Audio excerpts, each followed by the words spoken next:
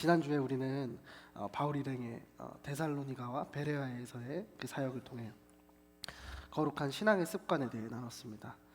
결국 거룩한 습관을 만드는 것은 그 원동력은 내 삶에서 말씀의 위치가 내 삶에서 어디에 있냐, 이게 관건이라고 말씀드렸어요. 베레아 사람들의 모습에 단서가 있었죠. 우리를 거룩하게 만드는 습관, 바로 말씀을 상고하는 자세. 맹목적으로 믿는 것이 아니라 꼼꼼하게 따져보고 연구하고 정말 내 삶을 변화시키는 말씀이구나, 이 깨달음으로 말씀을 내 삶의 결론으로 삼는 태도가 요구된다고 말씀드렸습니다. 우리가 말씀을 아무리 많이 읽고 알아도 정말 이 말씀을 내 인생의 기준으로 결론으로 삼지 않으면 말씀을 많이 아는 것이 아무런 도움이 되지 않는 거예요. 능력이 되지 않는 거예요. 사도 바울이 왜 이렇게 능력 있는 사도였나? 나는 죽고 예수로 사는 십자가 복음의 인생을 결론으로 삼았기 때문에 내 삶 속에서 예수님의 능력이 나타난 것이죠. 내가 하려고 하면 어렵지만 내 안에 계신 예수 그리스도가 하신다고 생각하면 어렵지 않다고 지난주에 말씀을 드렸습니다. 지난주에 고린도후서 13장 4, 5절을 읽으면서 말씀을 맺었습니다. 이 말씀 함께 읽어보면 좋을 것 같아요. 시작. 그리스도께서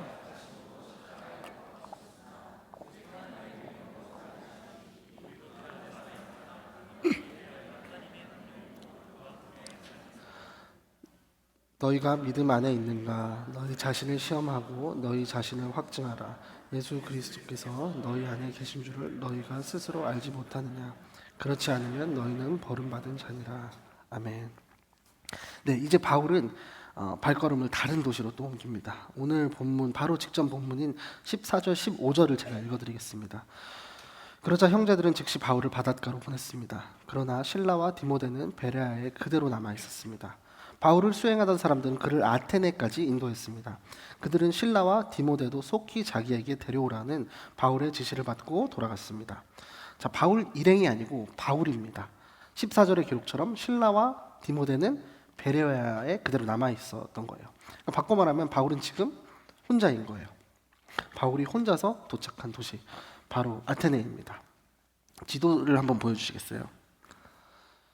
네, 데살로니가에서 베레아에서 저 밑에 아테네까지 내려온 겁니다. 저 여러분들 보시기에 오른쪽이 이제 1차 여행의 동선지였고요. 이제 마게도냐 환상을 보고 올라갔다가 지금 아테네까지 내려온 거예요. 자, 오늘 그리스 수도인 그 아테네가 맞죠? 아테네 그 여신을 기념하기 위해 이름을 따서 붙여진 곳이죠. 이곳은 BC 5세기 이래로 아주 번성했던 도시 국가였다고 해요. 여러분 잘 아시는 소크라테스, 플라톤, 아리스토텔레스 이어받은 풍부한 철학적 전통이 있었던 곳이었습니다. 뿐만 아니라 문학, 예술, 수사학, 과학 굉장히 많은 업적이 있었고 민주주의의 기초가 세워진 도시이기도 했죠. 비록 바울이 살던 이 1세기 당시에는 로마에 합병이 되어서 당시의 그 과거와 비교하면 약간은 초라한 모습이었겠지만 여전히 아테네는 로마 제국의 어떤 지적 중심지로서 명성을 누리고 있었습니다. 소속은 로마 제국이지만 헬레니즘의 영향이 가득했던 독특한 곳이었죠. 그런데 베레아에서부터 함께 해왔던 이제 믿음의 형제들이 같이 없는 거죠. 전혀 계획에 없었는데 유럽 대륙에 있는 그리스 북부의 마케도냐를 목적지로 삼아서 에게해를 건너 유럽으로 왔어요. 전혀 예상치 못한 아테네까지 이제 오게 돼요. 주님의 인도하심이 참 오묘하다는 걸 느꼈을 것 같아요. 바울이 자기가 계획한 대로 되지 않았지만 자기가 계획한 것보다 더 놀라운 계획을 가지고 계셨던 하나님을 계속 경험하고 있죠. 여러분도 계획한 대로 되지 않아서 낙심하고 좌절감 느껴지는 순간들이 있잖아요. 내 계획보다 더 큰 하나님의 큰 계획을 믿고 나아가시기를 축복합니다. 자, 그 믿음을 가지고 바울이 지금 아테네에 와 있는 거예요. 세속적인 사상, 종교가 지배했고 겉으로는 너무 화려하고 웅장했지만 세련된 도시였지만 도덕적으로 매우 퇴폐했고 영적으로 죽어있던 이 도시에서 바울은 홀로 무언가를 보게 됩니다. 제가 16절 앞부분을 읽어드릴게요. 아테네에서 그들을 기다리는 동안 바울은 그 도시가 우상으로 가득 찬 것을 보았대요. 디모데와 실라를 다시 데려오라고 했잖아요. 최소 일주일 이상은 걸렸을 거라고 예상을 합니다. 가는 데 4일, 오는 데 4일, 한 8일 정도는 잡았어야 됐어요. 그래서 동역자들 기다리면서 이제 도시를 둘러보게 되는 거죠. 아테네, 이 이름에서 알 수 있듯이 온갖 신들이 숭배되는 곳, 신들을 위한 수많은 사원들이 있던 곳. 고대 그리스 도시에는 도시마다 높은 언덕에 아크로폴리스라는 장소가 있었다고 합니다. 이 아크로폴리스가 아테네만 한정되어서 있었던 건 아니고 웬만한 도시 중심에 있는 그 언덕을 다 아크로폴리스라고 불렀다고 해요. 그 중에서 아테네 아크로폴리스 가장 유명했던 이유, 여러분 한 번쯤 들어보셨을 텐데요. 이 파르테논 신전 때문일 거예요. 제가 사진을 하나 가져왔습니다. 네, 현재도 계속 보수 공사를 하고 있다고 하죠. 오늘은 기둥만 남아 있는 이 파르테논 신전이 유네스코 지정 세계문화유산 1호입니다. 2000년 전에 얼마나 웅장하고 아름다웠겠어요. 이 파르테논 신전 안에는 또 금과 상아로 만들어진 거대한 아테나 여신상이 있었다고 하는데 높이가 대략 12m 정도 됐다고 합니다. 네, 저런 모습이었다고 해요. 자, 다시 말해서 이제 이 가장 높은 언덕 위에 있는 거죠. 이 파르테논 신전이 있던 곳에 바울이 갔어요. 파르테논 신전 외에도 얼마나 많은 또 신전들이 있었겠어요. 여러분들이 아는 뭐 니케, 뭐 다른 신들의 신전도 있었을 거고 제단도 있었을 거예요. 그리고 아테네가 또 연극의 발상지라고 하죠. 최대 1만 7천 명 관객을 수용할 수 있는 디오니소스 극장이 또 웅장하게 자리를 잡고 있었을 겁니다. 그 동남쪽 아래로는 제우스 신전. 엄청나게 이 화려한 이 도시에서 이 바울이 둘러보고 있는 거예요. 얼마나 대단했겠어요. 얼마나 아름다웠겠어요. 그런 느낌이 들었을 것 같은데 바울에게 깊은 인상을 준 건 그런 게 아니었어요. 그가 먼저 본 것은 도시의 아름다움도 도시에 넘쳐나는 어떤 철학과 지성도 아니었습니다. 바로 우상 숭배였습니다. 여기서 우상이 가득하다라고 표현했는데 이 가득하다에 해당하는 헬라어 원어는 신약 다른 곳에 등장하지 않는다고 해요. 다른 헬라 문헌에서도 발견하기 어려운 이 특이한 단어라고 합니다. 대부분의 번역은 우상이 가득 찼다 이렇게 기록을 했지만 원어는 그 도시가 우상들 밑에 있었다 이런 뉘앙스입니다. 우상들이 꽉 차 있고 그 밑에 도시가 건설되었다. 우상들로 완전히 뒤덮였다. 그것들에 푹 잠겨 있다 이런 뜻입니다. 오늘 본문의 표현처럼 아테네 사람들은 매우 종교적이었다고 해요. 철학자 크세노포는 아테네를 하나의 거대한 재단, 하나의 거대한 재물이라고 언급하기도 했어요. 사람을 발견하는 것보다 신을 발견하기가 더 쉽다. 이렇게 로마 시인들이 말을 했는데 이 말이 결코 과장이 아니었다고 하죠. 대략 뭐 한 3만 개 이렇게 추정을 합니다. 신전들, 사당들, 신상들, 재단들 어디에 가도 넘쳤어요. 그리고 그것들이 그냥 널브러져 있는 게 아니라 정말 아름답게 이렇게 조각이 돼 있었던 거죠. 방금 보신 그림처럼요. 그런데 그런 아름다움이 하나님의 영광을 향한 것이 아니었기 때문에 바울에겐 감동이 없었던 거예요. 오히려 그는 하나님이 아테네 사람들에게 준 이 창조적인 이 예술성으로 우상 숭배에 사용되고 있는 모습 너무 가슴이 답답해진 거죠. 바로 이걸 바울이 본 거예요. 온갖 우상들에 잠긴 도시를 본 겁니다. 찬란한 문화적 철학적인 유산들을 본 게 아니라 우상들에 잠겨 있는 잠식되어져 있는 한 도시로밖에 보이지 않은 거예요. 모든 사람들이 감탄할 만하게 참 아름답게 꾸며진 도시였지만 그런 것들에 바울은 전혀 감동을 받지 못했어요. 이 아테네가 정말 지성과 문화의 중심지였잖아요. 그러나 동시에 우상과 미신으로 가득 찬 곳이었어요. 우리 가만히 생각해 봅시다. 오늘날 우리 지금 살고 있는 사회가 아테네와 별반 다르지 않다고 생각이 들지 않나요? 요즘 과학기술이 어때요? AI 기술이 어떤가요?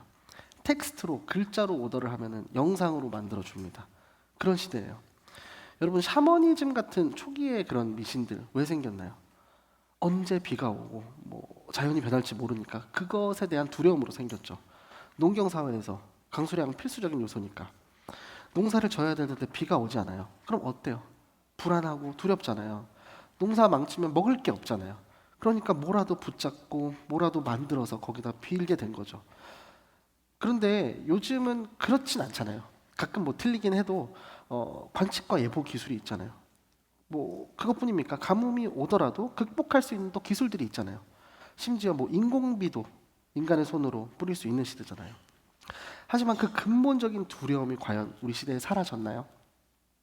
수많은 점집과 시대의 산당들이 우리 시대의 산당들이 사라졌나요?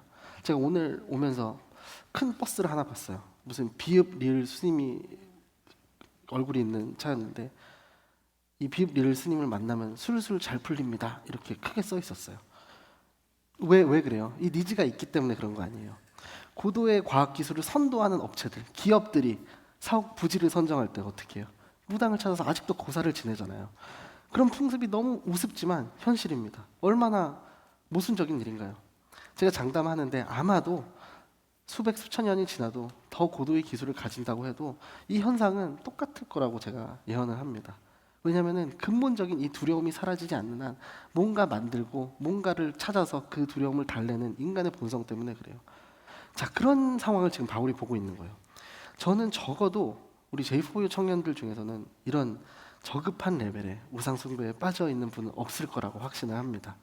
아직도 이사 가는 날, 손 없는 날 찾고 계시는 분 없을 거라고 생각합니다.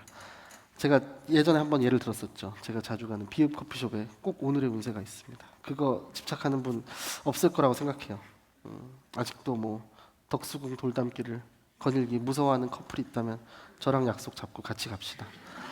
근데 제가 오늘 도전하고 싶은 건 하나 더 나아가는 거예요. 아, 재밌겠네. 근데 나는 그런 거 안 해. 나는 괜찮아. 하는 수준에서 머물러 있는 게 아니라 바울과 같은 눈으로 보는 거예요.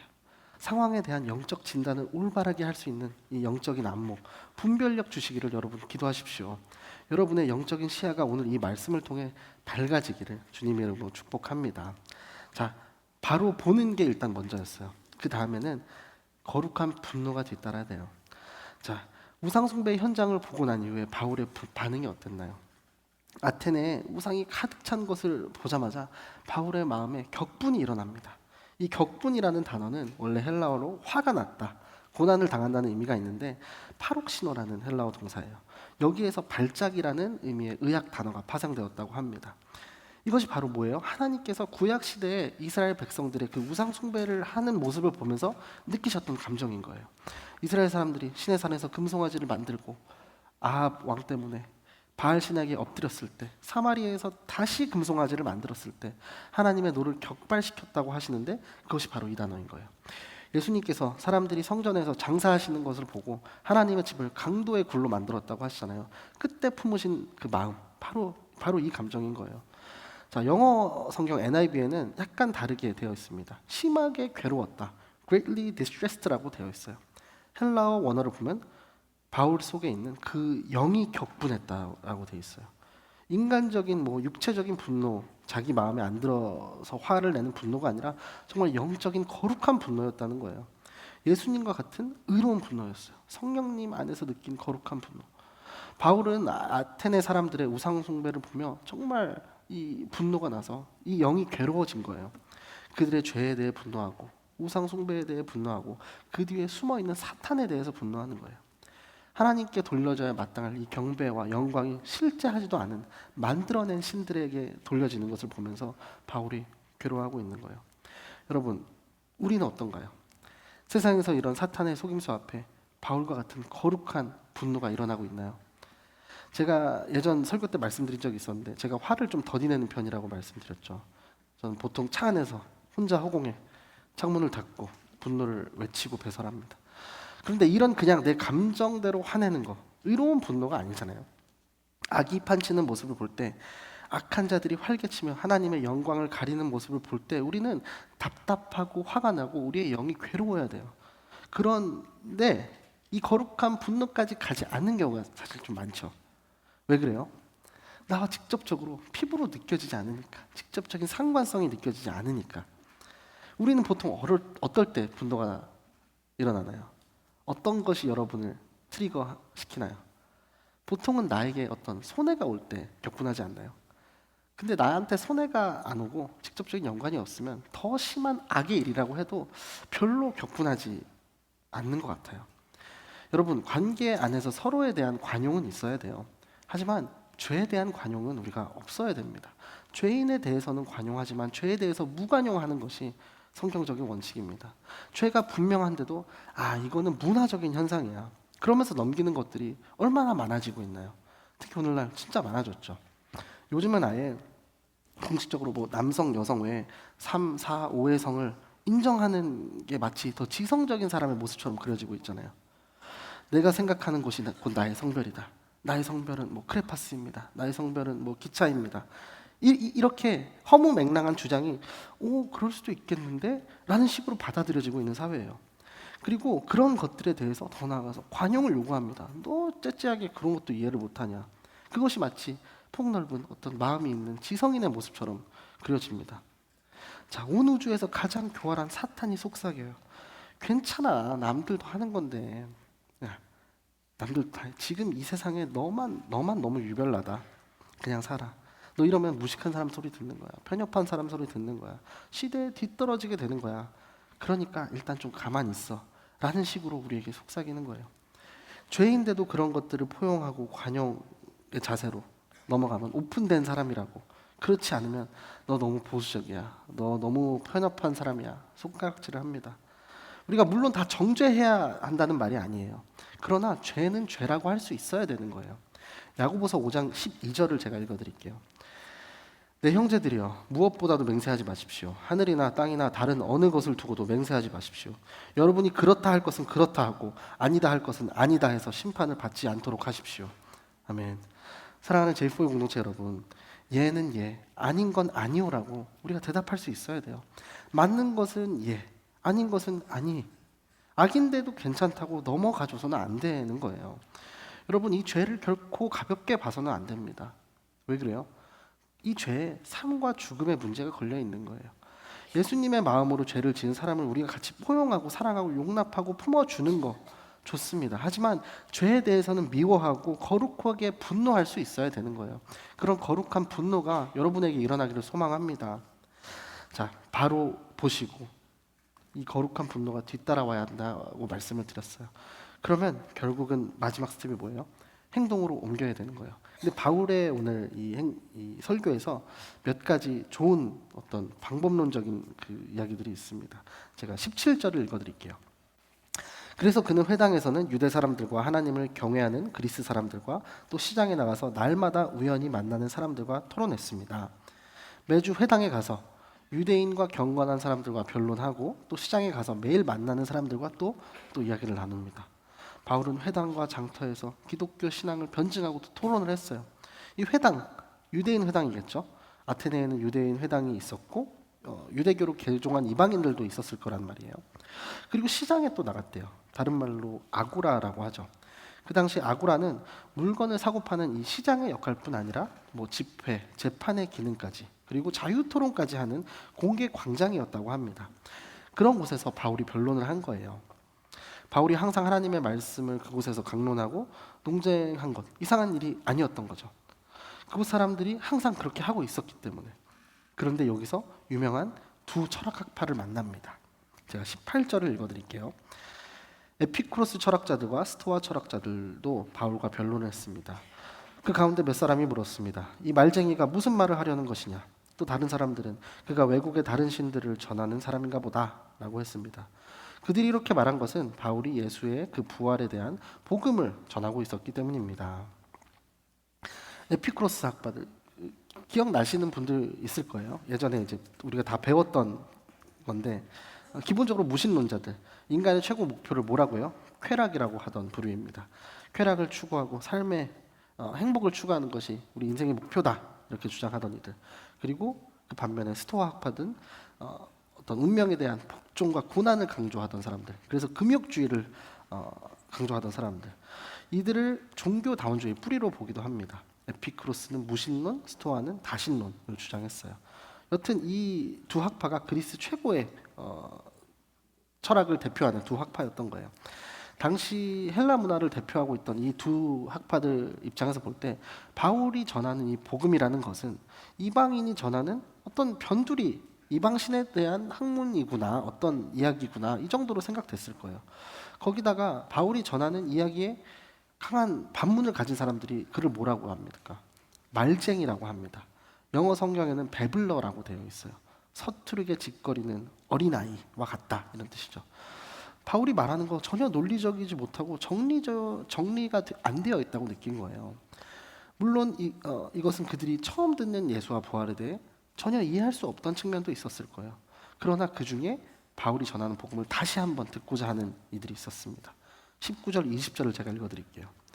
그때 그들은 바울을 붙들어 아레오바고 광장으로 데려가 말했습니다. 당신이 소개하고 있는 이 새로운 가르침에 대해 우리가 알 수 있겠습니까? 당신이 우리 귀에 생소한 것들을 전하니 우리가 그 뜻을 좀 알고 싶습니다. 자, 본문의 아레오바고는 의회 내지는 법정을 의미합니다. 반드시 재판을 받기 위해 바울을 피고인으로 세웠다고 볼 수는 없겠죠. 바울이 신을 전하였기 때문에 그것에 대해 좀 더 자세히 듣고 종교적으로 판단하기 위해서였을 거예요. 왜냐?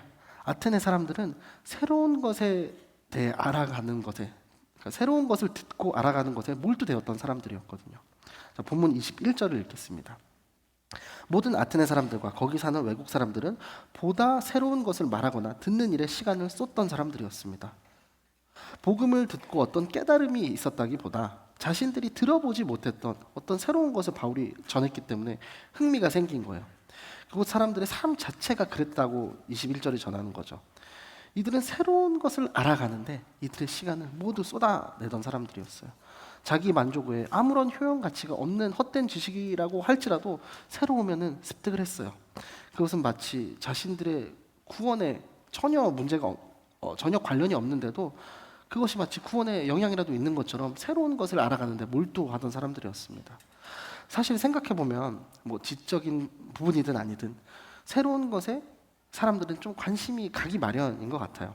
혹시 우리에게도 이런 모습이 없는지 점검해보길 바랍니다. 내가 시간을 쏟고 있는 복음 외에 비본질적인 것은 무엇이 있나? 나도 아테네 사람들처럼 하루가 멀다 하면 새로운 것들이 배출되는 이 세상 속에서 도태되지 않으려고 막 몸부림치고 살아가고 있진 않은가? 맛집 하나라도 더 새로운 곳에 가서 내가 인스타에 올리려고 하지 않는가?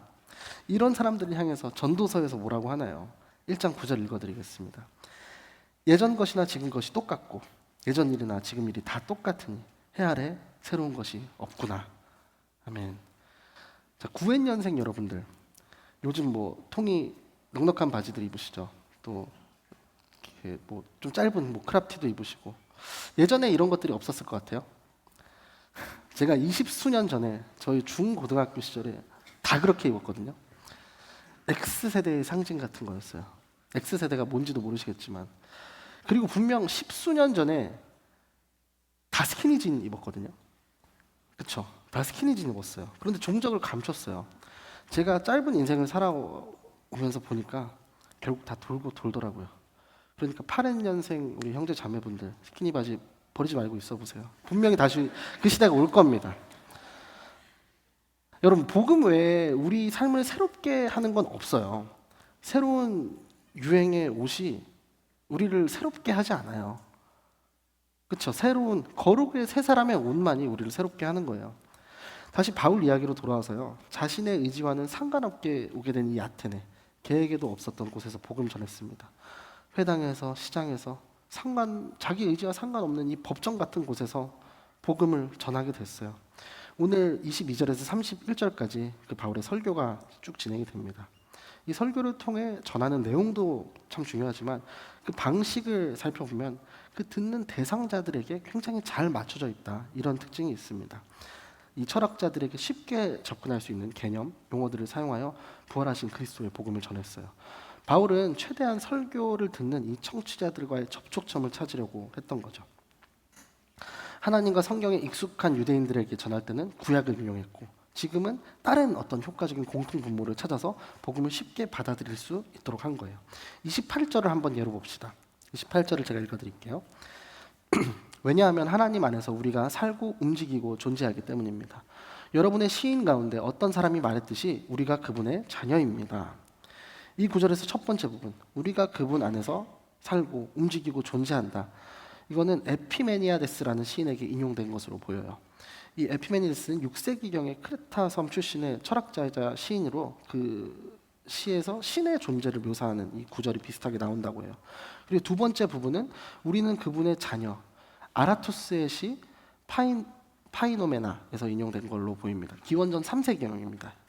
그 작품에서 제우스를 언급하면서 인간이 그의 자손이다, 이렇게 강조하는 구절을 따온 걸로 보여요.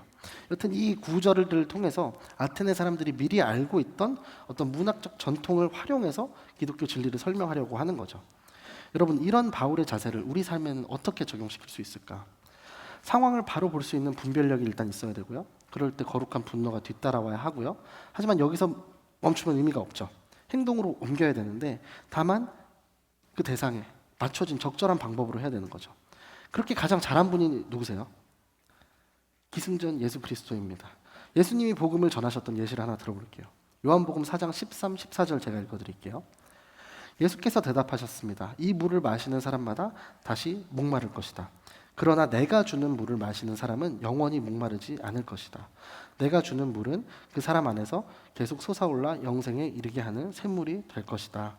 아멘.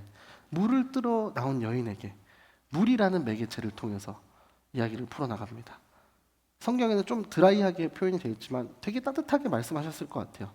바리새인들에게는 아마 되게 단호하게 하셨겠지만 이 물 뜯어 나온 여인에게는 굉장히 따뜻하게 물을 뜯어 나왔잖아요. 이 물을 마시면 목이 마르겠지만 내가 주는 물을 마시면 그렇지 않을 거야. 이게 사실 전도 수업에서 굉장히 예를 많이 드는 어떤 그겁니다. 예를 들어서 우리가 택시 타고 하라는 그 실수를 많이 시키거든요. 택시 타면 뭐 있어요? 내비게이션 가지고 얘기할 수 있잖아요. 내비게이션 가지고 길로 얘기하는 거예요. 기사님, 인생에 유일한 진리 되는 길을 혹시 아시나요? 내비게이션이 알려줄 수 없는 그 길이 있습니다. 이런 식으로 매개체를 잡고 얘기하는 거예요. 자, 바울은 이 시인을 통해서 그런 어떤 공통 분모를 갖고 얘기했죠. 그 점을 잘 공략했습니다. 자, 바울의 설교가 끝났을 때의 반응, 본문 32절입니다. 죽은 사람들이 다시 살아난다는 말에 어떤 사람들은 비웃었지만 또 다른 사람들은 우리가 이 이야기에 대해 다시 듣고 싶소라고 말했습니다. 바울의 설교를 가만히 듣던 사람들이 결론 부분, 이 부활 부분에서 코웃음을 치는 거죠. 가장 이성적이라는 이 헬라 철학자들, 육체의 부활, 말도 안 되는 거잖아요. 바울을 비웃으며 조롱했어요. 그런데 그 중에 바울의 주장을 다시 듣고자 하는 이들이 있었다는 거예요. 어떤 깨달음이었는지, 어떤 지적 호기심이었는지 알 수 없지만 분명한 건 열매가 조금씩 자라고 있었다는 거죠. 그리고 오늘 본문 34절을 제가 읽어드리겠습니다. 그때 몇 사람들은 바울을 따르며 믿게 됐습니다. 그 가운데는 디오누시오라는 아레오바고 의회원과 다말이라는 여인과 그 외에 몇 사람이 더 있었습니다. 그리스도의 자녀로서 우리가 해야 될 게 뭐예요? 씨를 심고 물을 주는 거예요.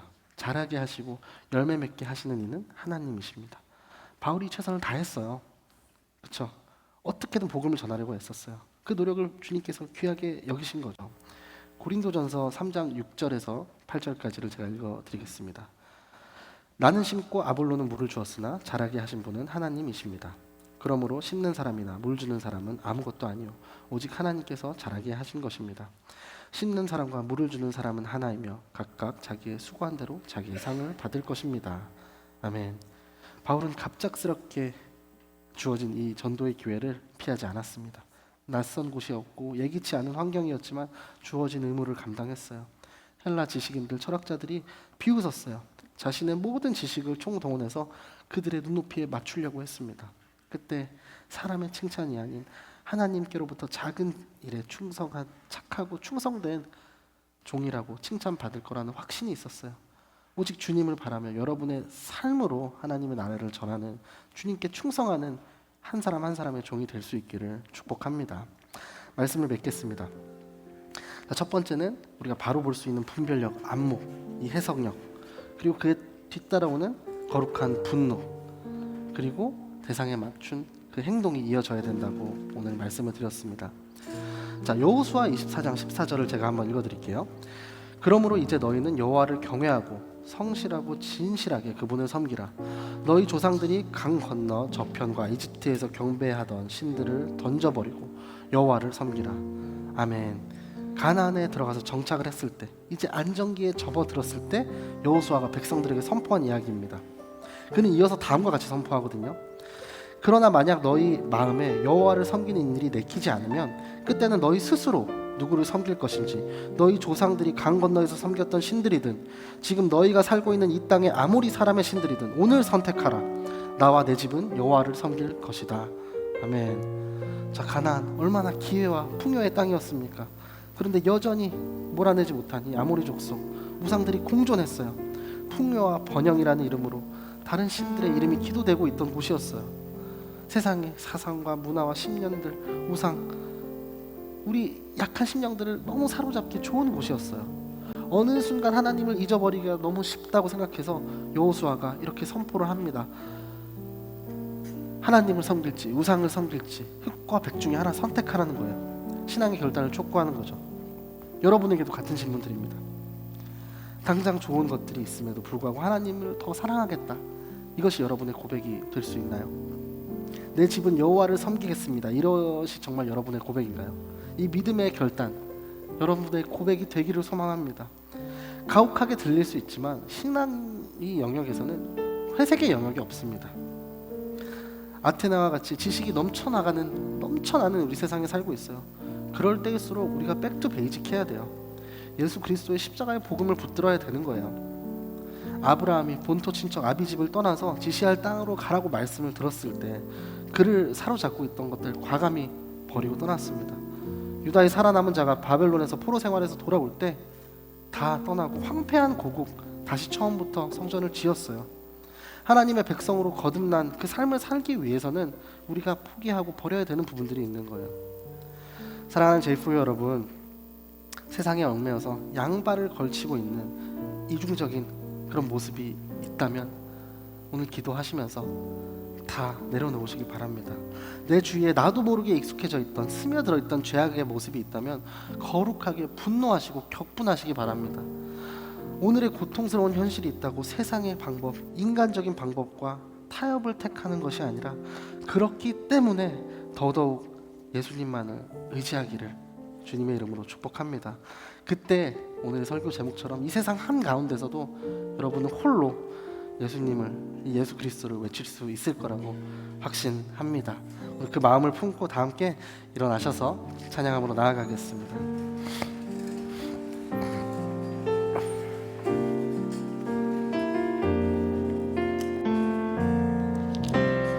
이 세상을 살아가는 동안에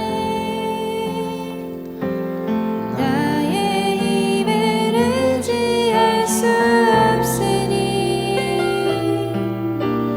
기도하고 낙심하지 말 것은 주께서 전망이 되심이라. 하나님의 꿈이 나의 비전이 되고 예수님의 성품이 나의 인격이 되고 성령님의 권능이 나의 능력이 되길 원하고 바라고 기도합니다. 주의 길을 걸어가는 동안에 주의 길을 걸어가는 동안에 세상에 거르지할 수 없으니 감사하고 낙심하지 말 것은 주께서 참 기쁨이 되시. 하나님의 꿈이 나의 비전이 됩니다. 하나님의 꿈이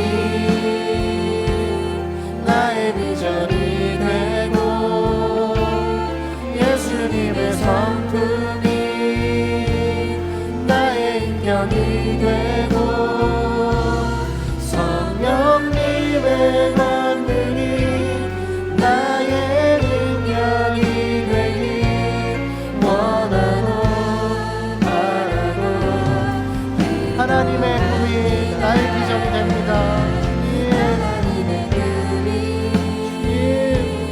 나의 비전이 되고 예수님의 성품이 나의 인격이 되고 성령님의 권능이 나의 능력이 되길 원하고 바라고.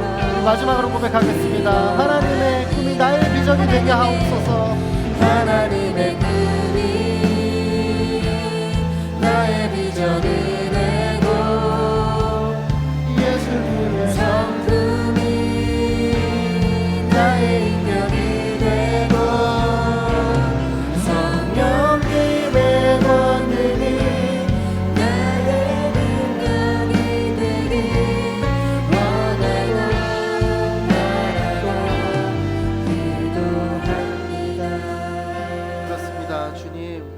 하나님의 능력이 나의 능력이 되길 원합니다. 오늘 바울의 모습처럼 성령님과의 동행 안에서 내가 너무나 익숙해져 있던 그 세상의 죄악된 모습을 바로 보길 원합니다. 내 안에 스며들어 있어서 너무 익숙해져서 괜찮다고 여겼던 나의 옛 모습들 바로 볼 수 있는 분별력을 허락하여 주옵소서. 바로 보게 하시고 알게 하시고 깨닫게 하여 주옵소서. 그러므로 말미암아 내 안에 주님이 주시는 거룩한 분노가 일어나게 하여 주옵소서. 주님, 사탄은 언제나 우리에게 속삭입니다. 그 정도는 괜찮다고, 그러가다는 세상에서 돕게 되는 것뿐이라고, 그 정도는 괜찮다고 헛된 그 안심을 나에게 줍니다. 주님, 이 시간 나사렛 예수의 이름으로 명하노니 내 안에 거짓된 두려움이 사라질지어다. 세상과 타협하는 옛사람의 모습이 성령의 불로 태워질지어다. 주님, 우리에게 더 이상 세상의 기준과 타협하지 않는 분별력을 허락하여 주옵소서. 주님, 그러므로 말미암아 나를 둘러싸고 있는 문제들에 고정되어 있던 시선을 주님께로 다시 돌려 주옵소서. 그러므로 그리스도의 담대한 증인으로서의 삶을 살아갈 수 있도록 우리의 마음을 견고하게 세워 주시옵소서. 우리 함께 주의 이름 부르짖고 우리의 견고한 마음을 위하여 함께 기도하며 나아가겠습니다. 주여,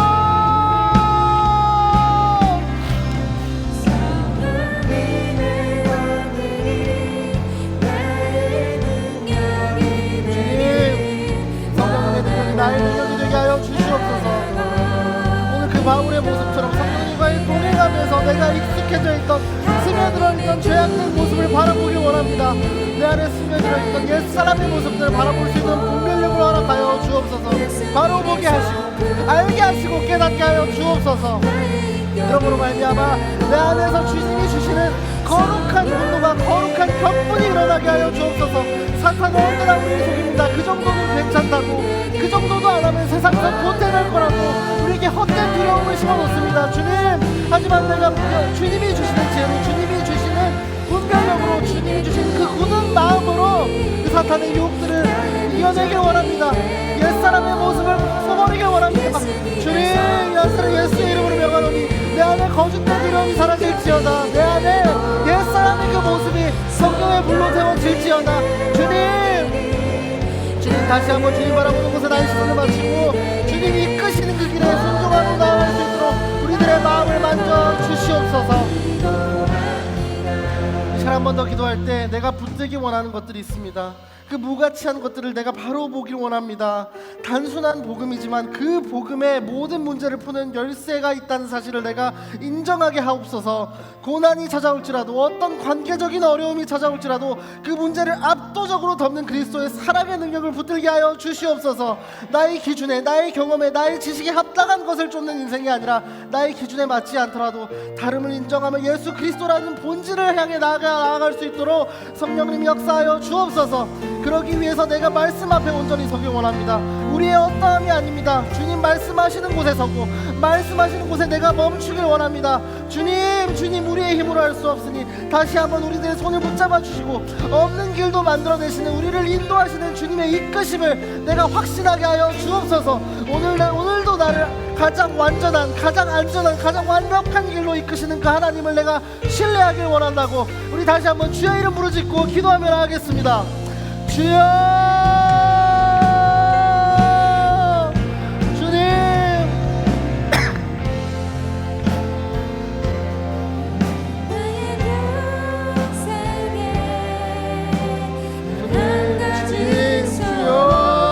주여, 내 삶 속에서 주님을 증거하는 인생 되고 싶습니다. 주님, 나를 사용하여 주옵소서. 주님, 내가 붙들기 원하는 것들이 있습니다. 그것을 붙들지 않으면 마음이 평안해지지 않는다고 사탄이 속삭입니다. 이 정도는 괜찮다고 속삭입니다. 주님, 그 무가치한 것들, 아버지, 그것들을 내가 바로 보게 하여 주시옵소서. 아버지, 나의 모든 문제, 나의 인생의 모든 전 영역의 문제를 풀어주신 것은 바르마니 예수 그리스도인을 내가 인정하게 하여 주시옵소서. 고난이 찾아올지라도, 어떤 관계적인 어려움이 찾아올지라도 그 모든 문제를 압도적으로 덮는 그리스도의 사랑을, 그 능력을 붙들게 하여 주시옵소서. 주님, 그러기 위해서 내가 말씀 앞에 온전히 서기 원합니다. 우리의 어떠함을 할 수 있지 않습니다.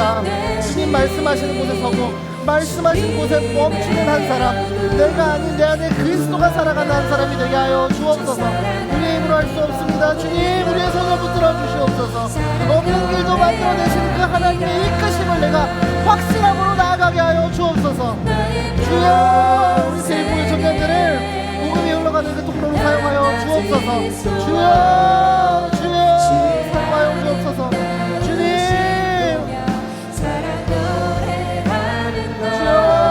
사용하여 주시옵소서. 주님 우리 제일부의 청년들을 사용하여 주시옵소서. 주님 우리의 신뢰를 회복해 하여 주시옵소서. 주님 주님의 얼굴을 바라보며 구하며 나아가게 하여 주시옵소서. 하나님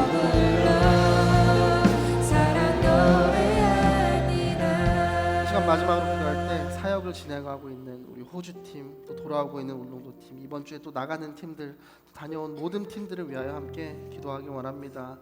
주님 그들이 모든 상황을 기도로 준비하게 하여 주옵소서.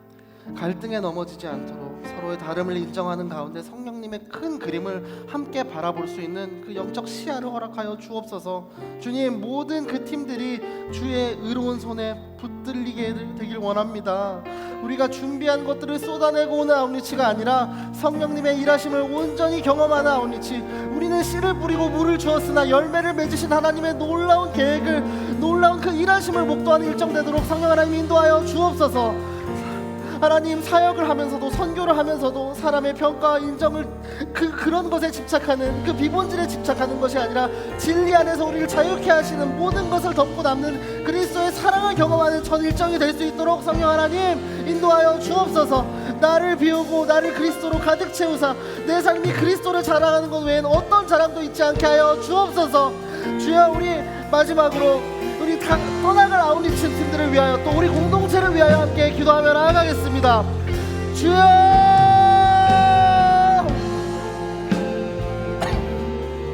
주님 주님의 말씀 기다리니 주님 손에 주님 우리를 드립니다. 사역을 진행하고 있는 호주팀을 기억하여 주시옵고 안전하게 돌아올 수 있도록 울릉도팀을 붙들어 주옵소서. 주님 이번 주에 또 두 팀이 나갑니다. 바다를 건너 제주도로 바다를 건너 트리키에로 나갑니다. 주님 모든 상황을 기도와 말씀으로 붙들게 하여 주시옵소서. 주님 우리가 준비하고 우리가 계획했던 것들을 쏟아내고 나온 위치가 아니라 주님 손에 온전히 이끌린 나온 위치가 될 수 있도록 성령 하나님 인도하여 주옵소서. 주님 우리는 씨를 뿌리고 물을 줍니다. 주님 열매를 맺게 하시는 그 하나님의 놀라운 계획을 보고 올 수 있도록 일하시는 하나님을 경험하고 올 수 있도록 성령 하나님 인도하여 주옵소서. 하나님 진리 안에서 우리를 자유케 하시고 모든 것을 덮고 남는 그리스도의 사랑이 우리 팀들 안에 우리 공동체 안에 충만하게 하여 주옵소서. 그러므로 말미암아 우리 입술에서 회개가 넘쳐 흐르도록 감사가 넘쳐 흐르도록 그리스도의 사랑이 넘쳐 흐르도록 하나님 우리의 입술을 주장하여 주시고 우리의 마음을 만져 주옵소서. 하나님 만져 주옵소서.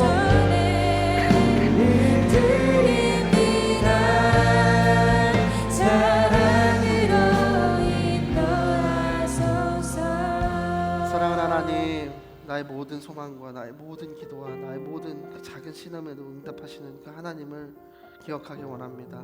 주님 나의 모든 필요를 아시며 나를 둘러싸고 있는 모든 그 아픔을 아시는 그 주님을 내가 신뢰하기 원합니다. 너희는 두려워하지 말고 가만히 서서 여호와께서 오늘 너희를 위하여 행하시는 구원을 보라고 말씀하셨던 그 주님께 온전히 의지하며 나아갑니다. 주님 오늘 그 바울의 모습처럼 성령님과의 동행 안에서 내가 익숙해져 있던 세상의 죄악된 모습을 바로 보길 원합니다. 내 안에 스며들어 있어서 나도 몰랐던 나의 옛사람의 모습들 바로 볼 수 있는 분별력을 허락하여 주옵소서. 바로 보게 하시고 알게 하시고 깨닫게 하여 주옵소서. 그러므로 말미암아 내 안에서 주님이 주시는 그 거룩한 분노가 일어나게 하여 주옵소서. 주님 우리에게 더 이상 세상의 기준과 타협하지 않을 그 분별력을 허락하여 주옵소서.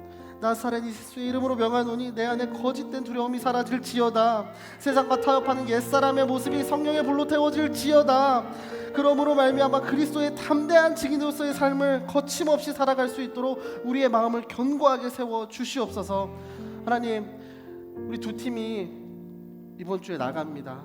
바다를 건너 저 멀리 복음을 전하러 나갑니다. 우리의 준비한 것들을 쏟아내오고는 아웃리치가 아니라 하나님과의 그 사랑을 확인하는 시간, 하나님의 사랑이 우리에게 너무 충만하여 흘러 넘쳐서 그들에게 전달되어지는 시간, 팀 안에서 그리스도를 서로 경험하는 시간, 무엇보다 우리 한 사람 한 사람이 아웃리치 팀 안에서 공동체 안에서 하나님과의 그 사랑이 회복되어지는 시간이 될 수 있도록 성령 하나님 온전히 그들을 주님의 의로운 손으로 붙들어 주옵소서. 주님, 오늘도 나를, 내일도 나를 가장 완전한 길로, 가장 안전한 길로, 가장 완벽한 길로 이끄실 그 하나님께 나의 모든 신뢰와 또 찬송과 경배와 존귀를 올려드립니다. 그렇게 이끄실 하나님께 하나님을 찬양합니다. 사랑합니다. 감사합니다. 그렇게 이끄실 하나님 너무 사랑합니다. 살아계신 예수 그리스도 이름으로 기도드립니다. 아멘.